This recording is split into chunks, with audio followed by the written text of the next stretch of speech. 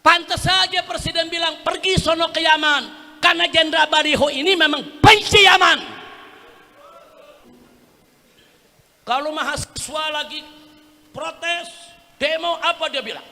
Yang protes-protes keluar dari Indonesia. Selalu begitu. Sudah, selalu begitu. Alhamdulillah 1,5 tahun mimpin, presiden yang baru ini nggak pernah mengucapkan itu. Alhamdulillah. Minggu kemarin dia ketemu tuh sama menteri segala urusan zaman dulu. Ngobrol semeja, minta nasihat. Habis dapat nasihat, si pemimpin langsung ngomong, mau apa tuh protes-protes Indonesia gelap? Kabur aja sono ke Yaman. Gara-gara apa tuh? Punya teman jelek, saudara. 1,5 tahun presiden kita nggak pernah ngomong begitu. Kenapa hari ini dia mengatakan begitu? Ngobrolnya sama provokator, minta nasihatnya sama orang jelek. Dulu kan yang bicara begitu bukan presiden, ada menteri segala urusan, tahu kan? Tahu kan? Dipanggil lagi, ditemuin, diajak ngobrol, ada apa? Nular, saudara. Minta nasihat dari orang bejat akan dapat nasihat yang bejat. Maka itu saya tanya, apa kata Nabi tadi, saudara? Berpengaruh gak kawan? Berpengaruh gak menteri? Berpengaruh. 1,5 tahun presiden kita nggak pernah ngomong begitu. Nggak pernah. Kemarin tahu ngomong, yang bilang Indonesia buram tuh siapa tuh? Indonesia neteran. Kalau nggak suka Indonesia buram, sono kabur, sono kabur. Nah kalau yang dulu ngomongnya kabur keluar Indonesia, ini malah nambah kabur ke Yaman. Tahu dosa Yaman apa sama dia? Pakai nyebut-nyebut Yaman, ada apa? Nah saya lihat ini, makanya saudara, pengaruh temen tuh bahaya.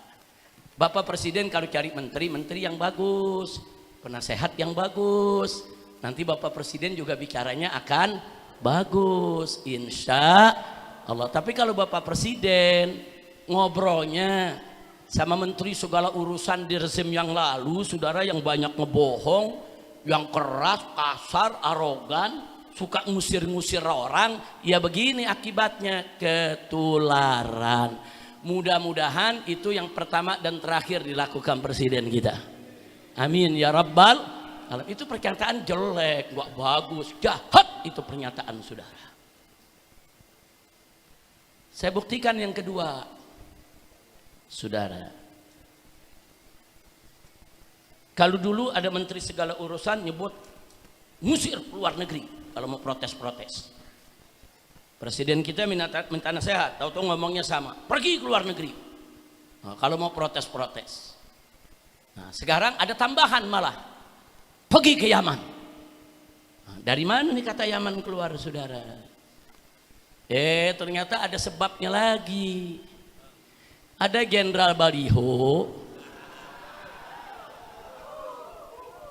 yang udah lama nggak dipakai, saudara, udah diparkir. Tahu-tahu kemarin dipanggil ke istana, diangkat menjadi penasehat presiden bidang pertahanan nasional.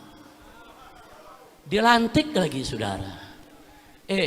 Jenderal Baliho ini, saudara, diduga kuat dengan bukti-bukti yang kita miliki, indikasi-indikasi yang sudah kita kumpulkan, saudara. Satu, langsung atau tidak langsung dia terlibat dalam tragedi KM50. Setidaknya dia ikut siaran pers yang penuh kebohongan bersama Kapolda Metro Jaya saat itu, dengan bukti-bukti palsu, dengan pistol palsu, peluru palsu, saudara, semuanya serba palsu. Dia fitnah 6 syuhada. Orang ini ikut dalam wawancara, bahkan ikut pegang pedangnya, saudara, untuk menunjukkan betapa jahatnya ini laskar.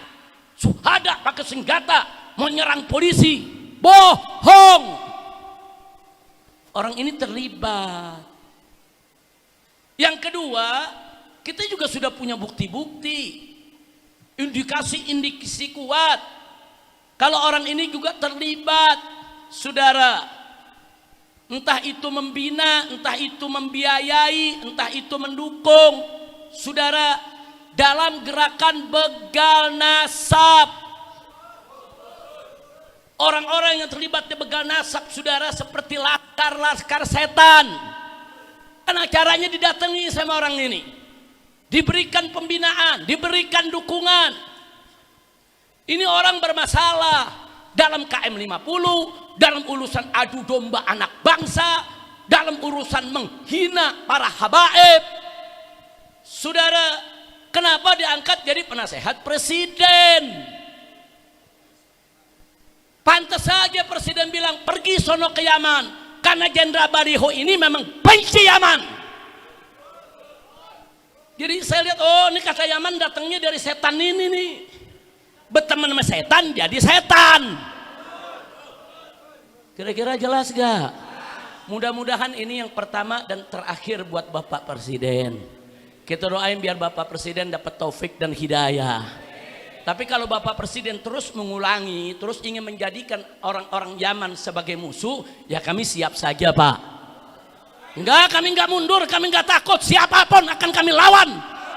Yang menyebarluaskan sikap rasis, fasis, benci dengan kesukuan, kurang ajar.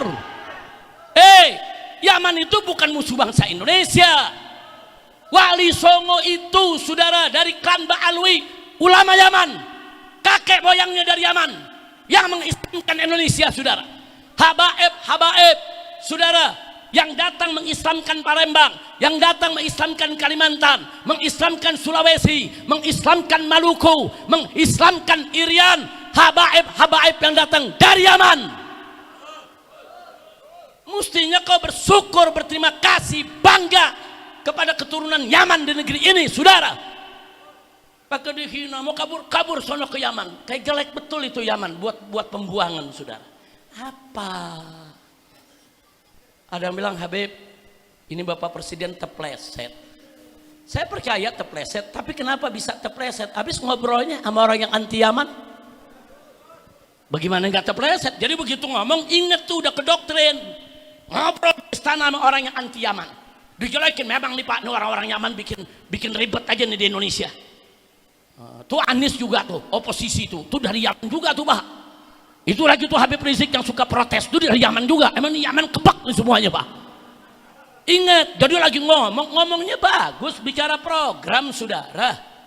Tahu-tahu dimasukin urusan itu, jadi rusak itu dia punya ceramah semua. Hati-hati, saudara. Susu sebelangga bisa rusak karena noda setitik. Hati-hati. Pidato Bapak Presiden dari awal bagus, saudara. Saya ikutin, bagus isinya. Bicara bagus, bicara soal bagaimana kerja beliau selama ini, saudara. Beliau ingin meyakinkan masyarakat kalau beliau itu kerja.